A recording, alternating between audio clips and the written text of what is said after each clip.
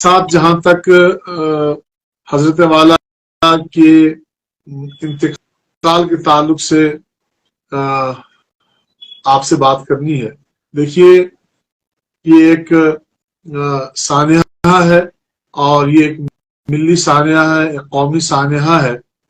اور یہ ایک ایسا سانحہ ہے جس نے ایک بہت بڑی علمی دنیا کو سوگوار کیا ہے. چونکہ مولانا مرحوم جو ہیں وہ علماء کے قافلے کے سالار تھے، سردار تھے، اور ان کی جو علمی اور دینی خدمات ہیں اور اس کا جو طویل سلسلہ ہے اور جو اس کا ایک روشن باب ہے وہ ہمیشہ کے لیے بند ہو گیا. جہاں تک علماء برادری کا سوال ہے، اہل مدارس کا سوال ہے، علمی دنیا کا سوال ہے، میں سمجھتا ہوں ہم سب کے سب سوگوار ہیں. چونکہ مولانا مرحوم جس پائے کے عالم تھے اس پائے پر سب کا پہنچنا بہت مشکل ہے، اور مولانا مرحوم کی جو خدمات ہیں وہ ہمیشہ یاد رکھی جائیں گی اور بہت دیر تک یاد رکھی جائیں گی. اور بالخصوص ذاتی طور سے ہم اہلیان پونچھ یہ محسوس کرتے ہیں، کیونکہ پونچھ مولانا کا آبائی وطن تھا اور وہ اسی مٹی سے اٹھے، اسی دھرتی سے اٹھے، اور پھر عالمی سطح تک وہ متعارف ہوئے. اور اس زمانے میں، جس زمانے میں آج سے 50-60 سال یا 70 سال پہلے کی بات آپ کہہ لیں، اس سے بھی زائد عرصے کی بات کہہ لیں، جب ہمارے یہاں علم کا فقدان تھا، حصول علم کے کوئی ذرائع نہیں تھے، اسباب نہیں تھے، اس وقت پڑھنا پڑھانا یہ ایک نایاب چیز تھی. لیکن اس دور میں حضرت یہاں سے اٹھے اور دارالعلوم دیوبند پہنچے، پھر وہاں سے فارغ ہوئے تو جامعۃ الازہر مصر پہنچے. تو یہ اپنے آپ میں ایک بہت بڑا کارنامہ ہے، اور میں سمجھتا ہوں یہ فضل خداوندی تھا مولانا مرحوم پر کہ اللہ تبارک و تعالیٰ نے ان کو بغیر اسباب کے اور بغیر ذرائع کے اللہ تبارک و تعالیٰ نے ان کے لیے راہ ہموار کی اور انہیں یہ موقع دیا کہ وہ بر صغیر کی جو سب سے بڑی علمی دانشگاہ ہے دارالعلوم دیوبند، وہ وہاں پہنچے، اور اس کے بعد وہ جامعۃ الازہر مصر میں پہنچے، جو چھوٹی موٹی بات نہیں ہے.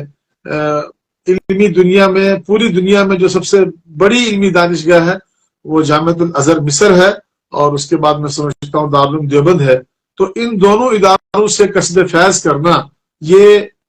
کوئی چھوٹی موٹی بات نہیں ہے، بلکہ میں سمجھتا ہوں یہ انسان کے اختیار میں بھی نہیں ہے، بلکہ یہ حضرت والا پر اللہ کا بہت بڑا کرم تھا،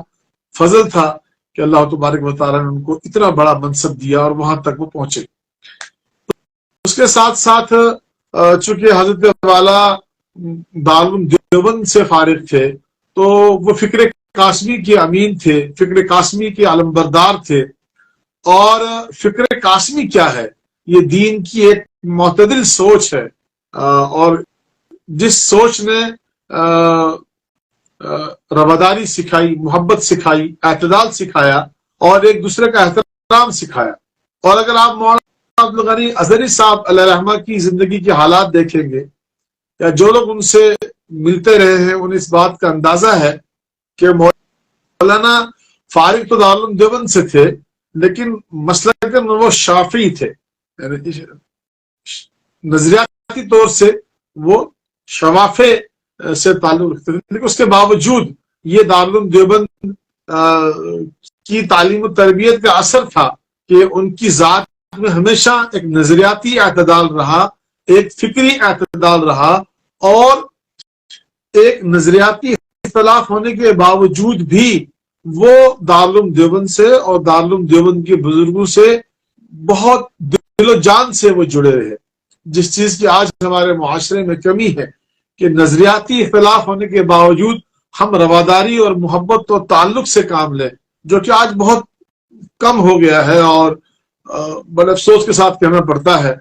کہ آج ملی اعتبار سے ہم جن خانوں میں بٹے ہوئے ہیں تو یہ بات اس لیے کہہ رہا ہوں کہ کچھ ایسے نمایاں پہلو تھے حضرت والا کی زندگی کے جن سے یہ پتہ چلتا تھا کہ علم جب اپنے حلم کے ساتھ آتا ہے، علم جب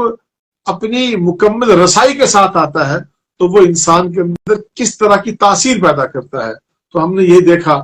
کہ مولانا مرحوم جو ہے وہ کبھی بھی تشدد کے قائل نہیں تھے، کبھی بھی وہ افراط و تفریط کے قائل نہیں تھے، بلکہ اکثر اپنے متعلقین کو وہ یہ وصیت کرتے رہتے تھے کہ مسلکی تشدد سے دور رہا جائے،